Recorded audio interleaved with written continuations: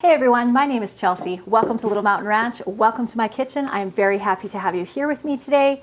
Right now, we are going to fix a gasket on the lid for this very cool antique rolling pin. This is a Roll-Right rolling pin and it is at least 83 years old. They made these rolling pins between 1929 and 1941. And this was a gift from my husband for me, along with some antique cookbooks.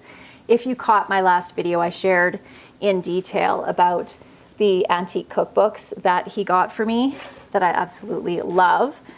And yeah, and like I said, along with that, he got me this amazing rolling pin. He is right now just getting a gasket for the lid so that we can actually use it, because of course over the last 83 years or so, the gasket has worn out. Some of these rolling pins actually came with a, what's it called? The word has escaped me. What's it called, husband?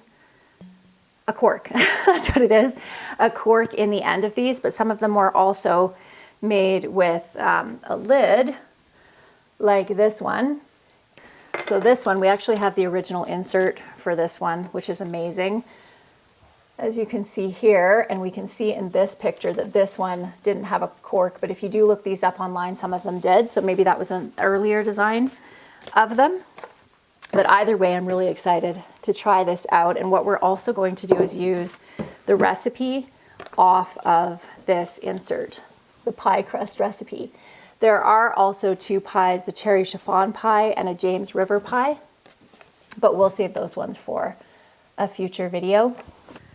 Okay, so this says, keeps dough chilled before baking, a smooth, hard rolling surface, always sanitary, easy to clean, and endorsed by professional chefs. And then it says, be sure of tender, flaky pie crusts and pastries with the Roll-Right glass rolling pin. And these were made by the Owens, Illinois Glass Company in Toledo, Ohio. And then it says, fill with cold water or cracked ice for a few minutes before using. So that is what we are going to do. And the recipe, it's a very simple, kind of typical pie crust recipe. I'll put it up on the screen here for you. And the only thing that I'm going to change is, instead of using shortening, I am going to use some lard. And then the recipe that we're going to make for the pie filling, Shoofly Pie. And this pie recipe originates from Lancaster County. Oh dear, that didn't really work very well. Oh dear, that's no good. You're gonna try another layer? Okay. Okay, so Shoofly Pie. Shoofly Pie is a molasses breakfast cake enclosed in a pie shell. It is intended to accompany the morning coffee. There are all sorts of explanations for its name, all more or less plausible. That it derives from the descriptive French or German words, or that it is so temptingly sweet that it will draw, well, flies. But no matter, because there's another discussion about Shoofly Pie to settle, whether to make them with a wet or dry bottom. That's entirely a matter of personal preference. Offered below are recipes for each kind. So we are going to do the Lancaster County Shoofly Pie 1 recipe, which is the dry bottom. And this recipe is from Mrs. D.L. Hilfrich, which I'll put up on the screen as well. I'm not entirely sure how to pronounce that. So we're going to do this.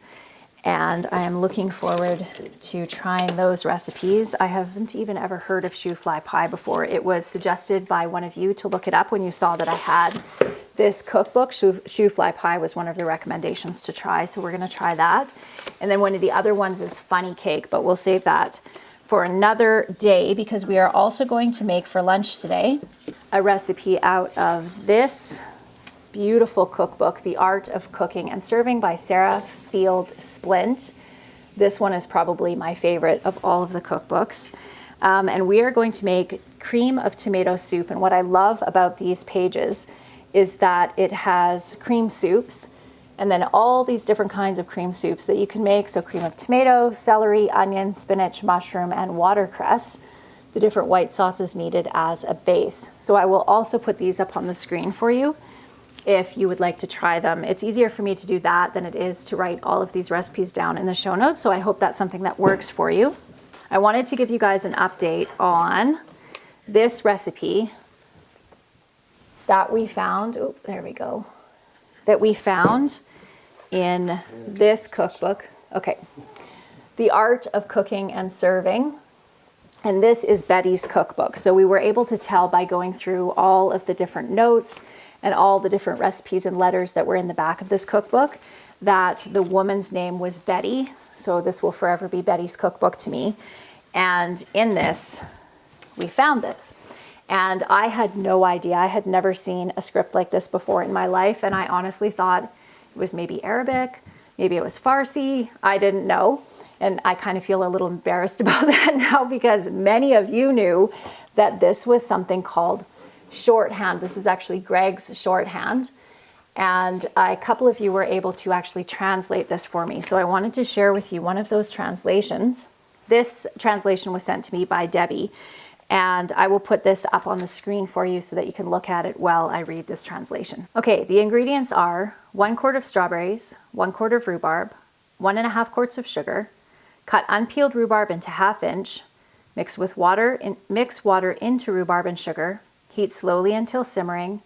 Add strawberries and bring to a rapid boil until it gets thick, stirring constantly. Pour into hot glasses and cover with melted wax. And then she goes on to say, this is not exactly word for word because the writer used a few of her own shorthand symbols. But between me, I'm 70, and my favorite high school teacher, who is 84, we got it done. Thanks for giving me the opportunity to reconnect with an old high school teacher. We both got a kick out of your Arabic recipe. Obviously, shorthand is a lost art at this point. It's not something that most people do, but it used to be used. It used to actually be something taught commonly in any type of secretarial school up until the early 80s, but is no longer really taught anywhere. Very similarly to the way cursive is now for my children. By the time my children hit my age, it will be unlikely that they will be able to read cursive, even though I am teaching it to them now. So I think that is just absolutely fascinating. So thank you to Patsy and Debbie for translating that for me, and for everyone else who sent me in translations as well. I really appreciate it. Lunchtime is creeping up very quickly, so I want to get on to doing what am I going to do first? I'm going to do the pastry first because that does have to chill before we can use it. And then we'll get on to making the tomato soup. So what do we need here? 2.5 cups of sifted flour. And I do not have a sifter, so it's not going to be sifted. So we'll just kind of fluff it since we cannot sift it. Okay, now we need a teaspoon of salt. And I would just put my lard, I need 2/3 a cup of lard into the fridge so it would stay cold while I was chatting with you. So we're going to put our lard into our flour, and then we are going to use 2 knives, which is what it recommends in the recipe. You could of course use a pastry blender as well. Just hold the knives like so. And this is actually the way my mom taught me how to do pastry dough. Okay, so we're going to read these. We're going to try to follow these directions exactly. So right now we have our lard all mixed in with our salt and our flour. Sprinkle 1 tablespoon of water over a portion of the mixture, mixing lightly with a fork only enough to make the flour hold together in a ball. Continue adding water to dry material 1 tablespoon at a time until all the mixture has formed into separate balls, neither sticky nor crumbly. Handle as little as possible. Wrap in wax paper, pressing together, flattening slightly, and chill thoroughly. Roll out into an 1/8 of an inch thickness on a slightly floured board with roll-right rolling pin filled with ice-cold water. The glass rolling pin is a practical answer to the need for keeping the dough at a low temperature while being rolled. I have a confession to make, and that is that I have never been very good at making pies. It is not an area in which I excel in the kitchen, so it's starting to clump together here. And we are at 4 tablespoons, and it said approximately 5. So this looks right to me.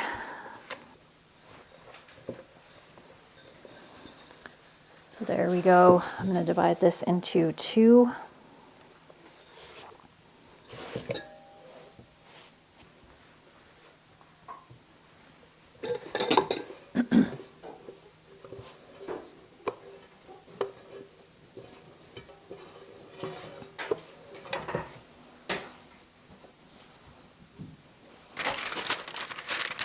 So it says to use wax paper to wrap this, which I do not have. So parchment paper it is. I'm going to try to do this as close to accurately to the recipe as I can.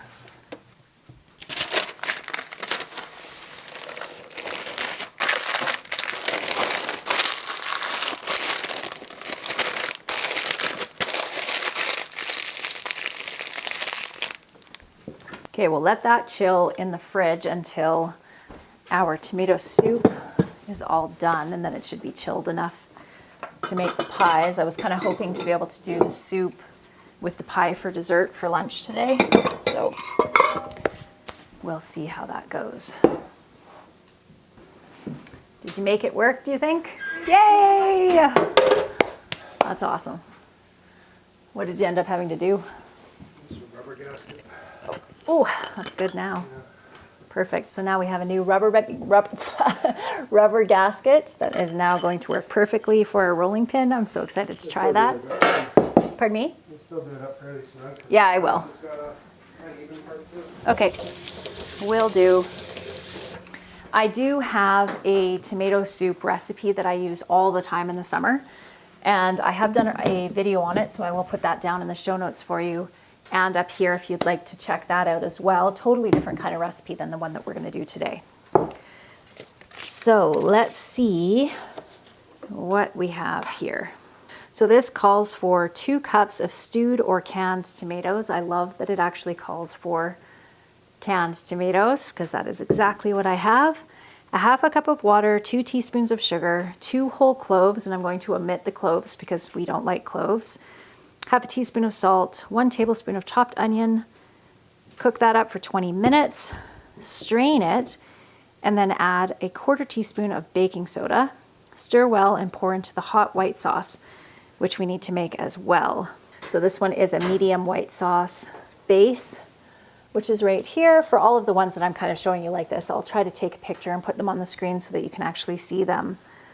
If you haven't seen these goggles before in one of my previous videos, they are actually made specifically for onions so that the spray doesn't burn your eyes.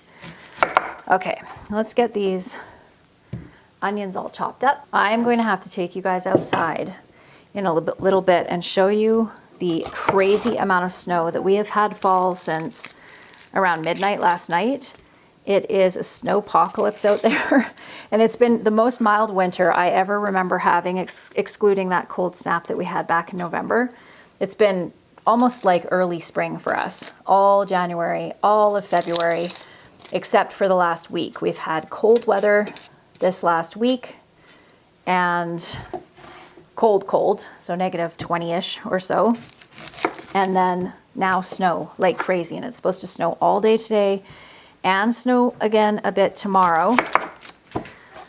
And yeah, so anyway, March is supposed to come in like a lion, right? And then go out like a lamb. And I am gonna hold March to that expectation. Now let's see, I think it was actually only a couple of tablespoons of onion here. How much is it? 1 tablespoon, so we're gonna need 3. More than that. I'm kind of feeling like maybe I should quadruple this recipe. Yeah, I think that's what we'll do. Got 1, 2, 3, 4. Oh dear. You know what? As per usual for me, I have a very hard time following a recipe, guys. It's not easy, so I'm throwing in these extra onions in there. I don't think it is going to hurt the overall recipe at all because we love onions. We need to do 2 cups of stewed or canned tomatoes.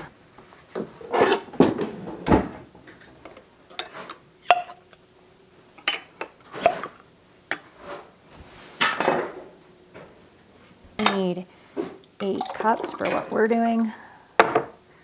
2. When I went down to my pantry this morning, I had a little bit of a panic. Let me show you why. Look at all the bare spaces on my shelves. Oh my goodness, so much empty space. We are 6 months in to the year of our pantry storage, so it is to be expected that we're going to have bare space on our shelves, but still, I always find it a little bit jarring. So we need another jar. Whoop. We're going to move this over to Martha once we get all of our ingredients in. Martha is my wood cook stove. I will show her to you in a minute for those of you that are new here. Okay, now we need some sugar to counteract the acidity of all of those tomatoes. And I believe we need how many tablespoons here? Teaspoons. 2, 4. So we need 8 teaspoons of sugar. And we're using some organic cane sugar here. 3 teaspoons of salt. And like I said, I'm going to omit the cloves, but if you like cloves, go for it and add cloves. So now we just cook this up for 20 minutes. And while this is cooking up, we are going to make the white sauce that we'll be adding this into. Dan's doing some renovations downstairs as usual, so you'll probably hear some hammering and some drills going in the background. Okay, so our white sauce recipe, which is what we're going to do next, calls for Crisco. And Crisco was a very popular ingredient. I actually did a little bit of research on this earlier today because I was curious about the history of Crisco. Crisco started originally in 1911. And the reason that it became so incredibly popular is because it was pure white and it was seen as a more economical alternative to animal fat and butter, and it was actually considered to be more pure as well. So not just economical, but pure. Probably had to do with really excellent marketing and that beautiful crisp white paper that it was wrapped in. So pretty much every recipe between around 1912 and 1950, even 1960, was all Crisco. And even I remember when I was growing up in the 80s, Crisco was a really popular ingredient for a lot of recipes even then. So I'm going to use butter because I don't have any Crisco. Move this over to Martha. We need 8 tablespoons of butter, which is half a cup. So we'll plunk that in there. What else do we need here? 8 tablespoons or half a cup of flour. This actually calls for 4 teaspoons of salt, and that is way more salt than I want to add. And plus I'm using salted butter too. So I'm actually just gonna use 1 teaspoon and a couple shakes of black pepper. I was going to try to follow this recipe exactly, but turns out that old habits die hard and I just can't seem to follow recipes exactly.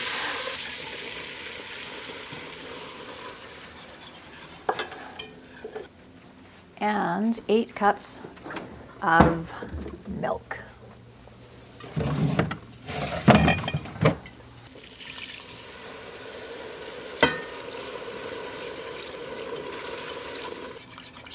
And between additions of milk, whenever I'm making a white sauce, I always just let it start to thicken again, like it is, and then I add my milk slowly.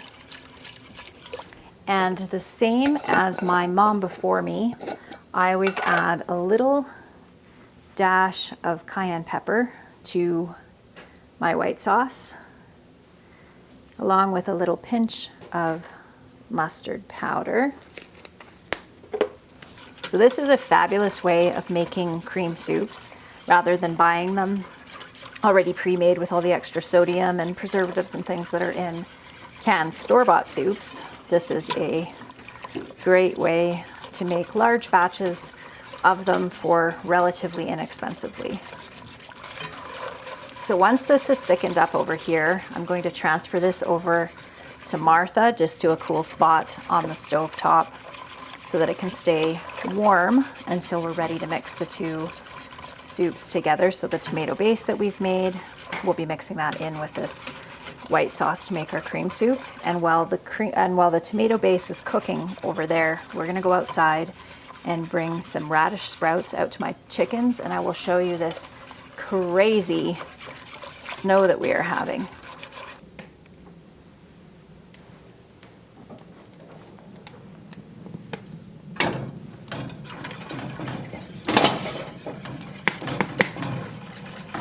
This is Martha. This is an Elmira oval wood cook stove. It has a warming box in it, and I absolutely love this stove. Just gonna do a quick tidy up of the kitchen here, and then we will go outside and bring these greens. We are not huge fans of radish greens, so I have been growing some radish greens for my chickens, and they absolutely love them, and they really need greens this time of year when they have not been outside really very much at all over the last 6 months. So it's actually not very cold out here right now, but there is a lot of snow. Look at that. It is a lot of snow. It does look kind of postcard-like, doesn't it? Hello, Miss Maple. How are you, love? You want to come with me to the chicken coop? Come on. No? Don't want to come with me? Yes? Okay, let's go. We are going to have to get out here and get all of this snow plowed, or we are not going to be able to get out of our driveway. This is going to make for a very, very muddy spring, which is kind of unfortunate. We have a 2-kilometer long driveway, and one of our neighbors was joking about making a bumper sticker that said, "You survived the LMR driveway," because it's bad. It's really bad. Even with all the gravel we've put on it, it is still not very good.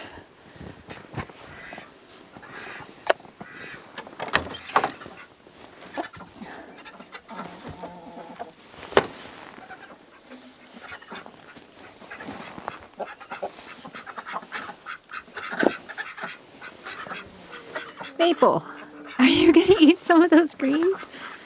You silly girl.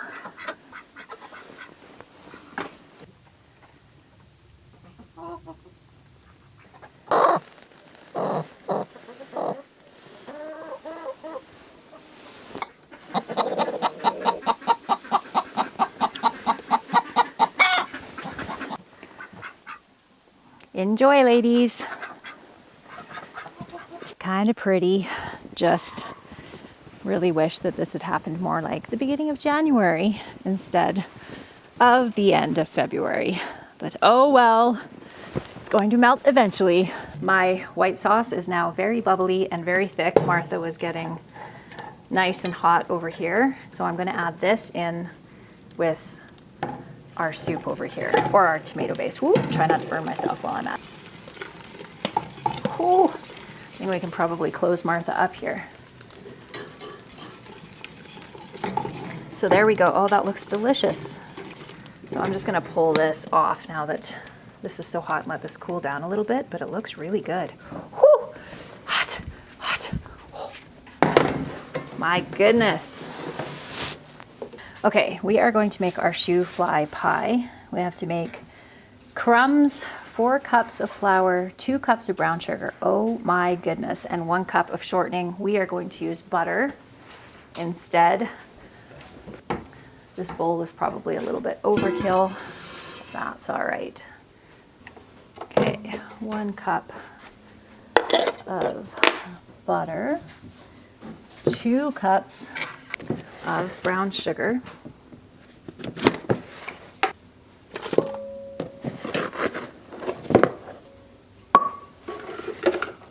and a 1/4 teaspoon of salt,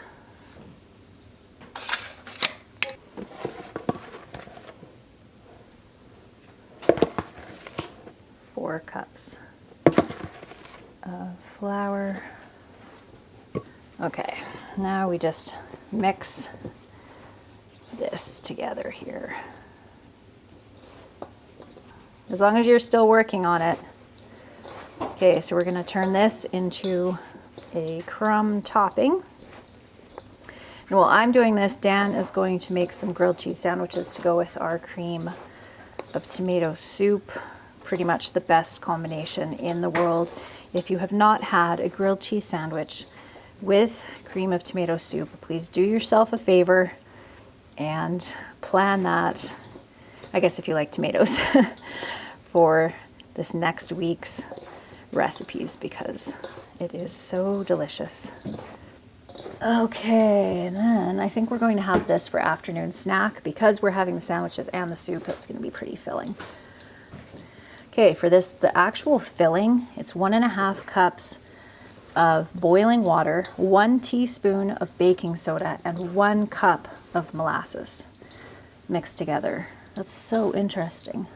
So then we pour that into our pie crust and top it with this crumb topping. Okay, that is a ton of topping. I have a feeling that my kids are going to love this. Grab our pie crusts out of the fridge.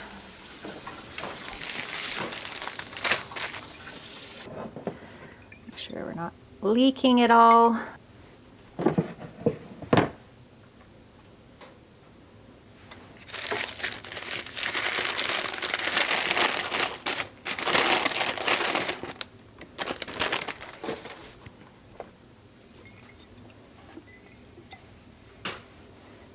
The weight of this is fantastic. I wonder why they stopped making them. Maybe just because they're glass.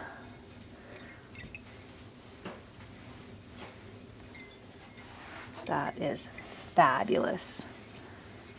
Look at that. Wow. Okay, I'm completely sold on this. The only reason I can figure that they would have stopped making them is because they are made out of glass. Because this is literally the best rolling pin I've ever used. Dan, this is fantastic. Yeah. Wow. Maybe it's just because they came out with plastic. Yeah, that's what I think. Or just because, I just think maybe just because of the breakability factor.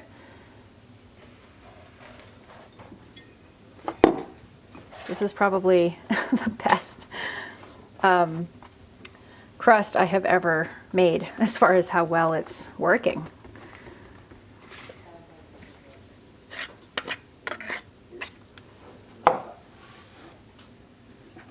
So I am going to try to cook these pies in Martha, and I feel like that's really pushing my skill level here, but maybe we'll do one in Martha and one in the electric oven.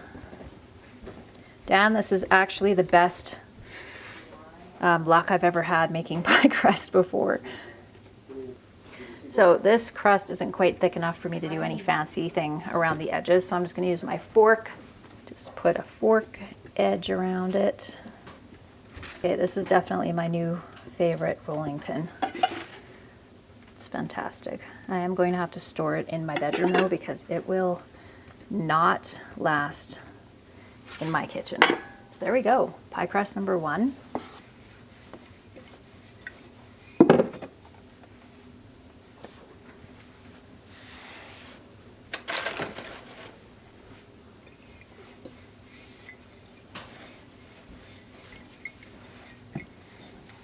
It's fabulous. It's my new favorite rolling pin. It's pretty awesome. It's so awesome.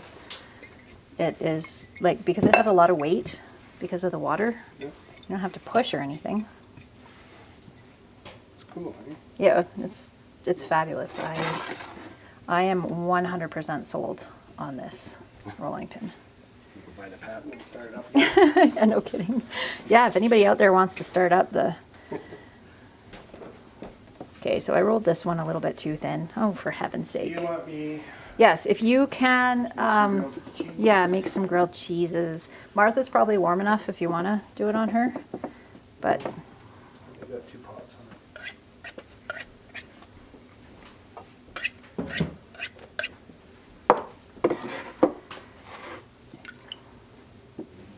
hey, Downstairs or upstairs? it's upstairs. What are you going to take out? Stir fry. Oh, right. So we're gonna just do a freezer meal for dinner tonight because I am working today. So Dan's gonna pull out a chicken stir fry. What am I looking for right now? Right, I'm looking for blackstrap molasses.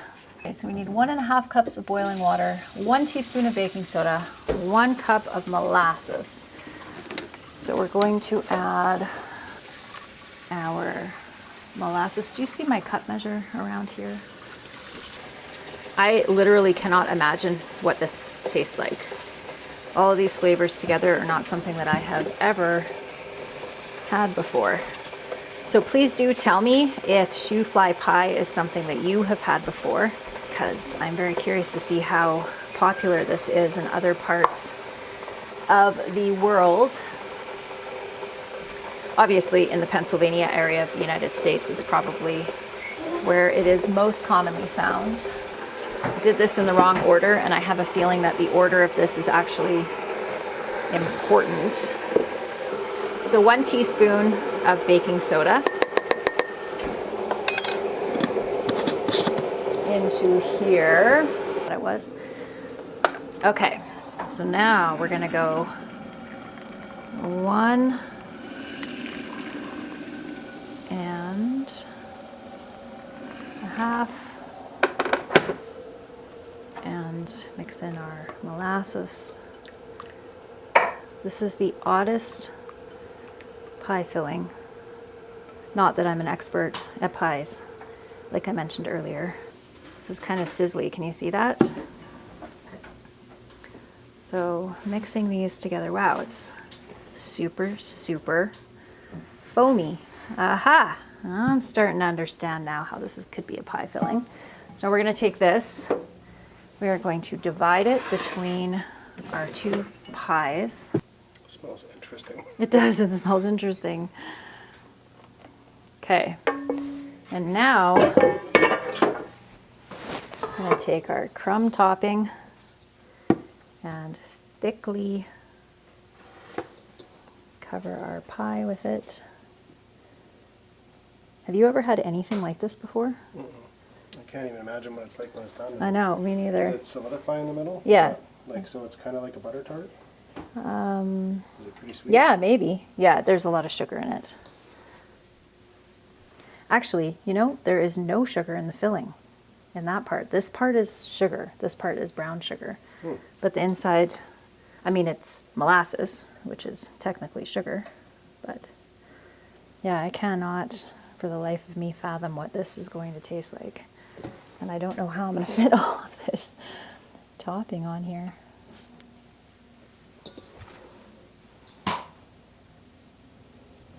But the kids will like it though. I feel like the kids are going to like it. That's what the person who suggested that we try this thought that the kids would enjoy it.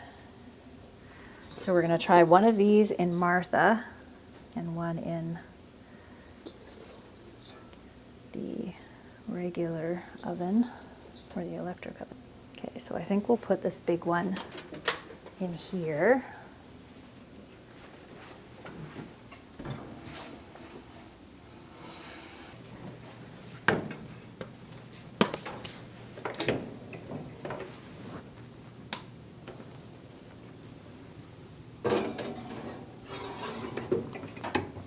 And then I'm going to set the timer for 15 minutes and I'll just rotate the pie every 15 minutes. Hopefully it'll work. Thrilled with that rolling pin.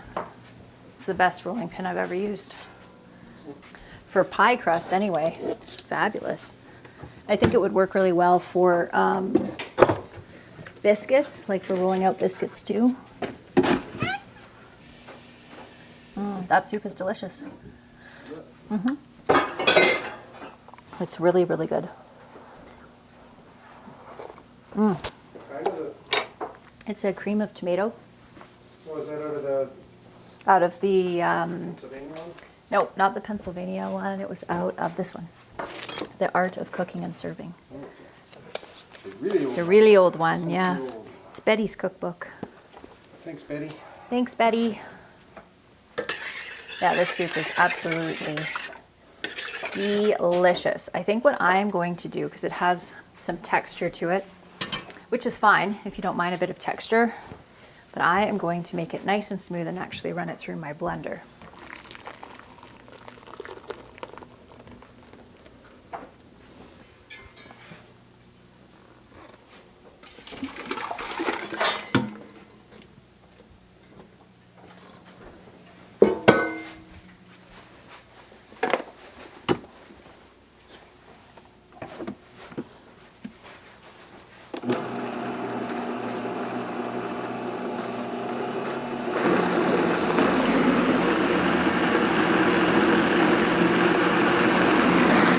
Pretty color of that soup. It is so delicious and so simple.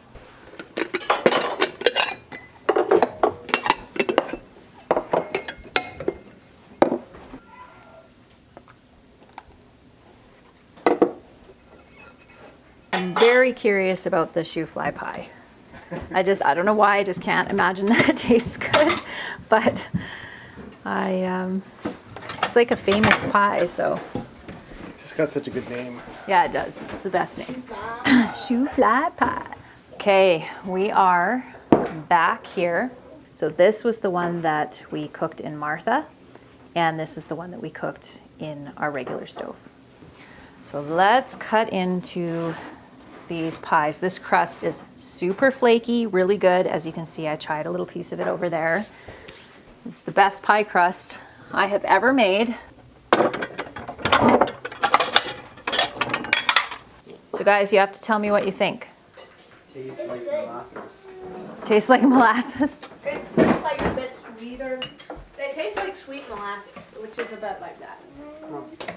You don't really like, or you sort of like? You kind of like it? Here, I'm gonna try just a bite here. Yep, I was right. I find the filling salty. Tastes like ginger cookies or ginger snaps. That's yummy. God, it does kind of taste like ginger. So I like Shoofly Pie. It's good. It's very rich. It's kind of really sweet and not sweet at the same time. A little salty tasting, but it's good. But yeah, I think that's kind of yummy. It's different for sure. That's the best pie crust I have ever made. I can see why they say this, that you should have this with coffee, right? Like it would have so with tea too, I think. Yeah, it would be super good with a cup of coffee. It's exactly the right flavor, just like it says in the recipe, for having with a cup of coffee. And tea too, it kind of helps to cut the sweetness and really strong kind of molasses flavor, but it's good. Like, I like it. If you like molasses, if you like ginger snap cookies, if you like gingerbread, then you will definitely like Shoofly Pie.